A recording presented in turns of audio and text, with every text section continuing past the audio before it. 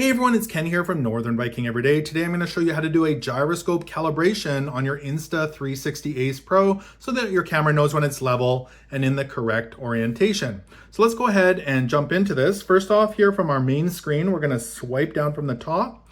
And in our quick settings here, we're going to swipe from right to left. And we'll see the little gear or sprocket here in the bottom right hand corner. We'll tap on that.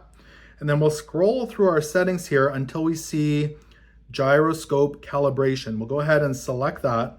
Now it's going to say Gyroscope Calibration. Please place the camera on a horizontal surface as shown in the picture. So I'm going to put it here on my desk. You can put it on a coffee table or just a regular table, a shelf, something that is perfectly level.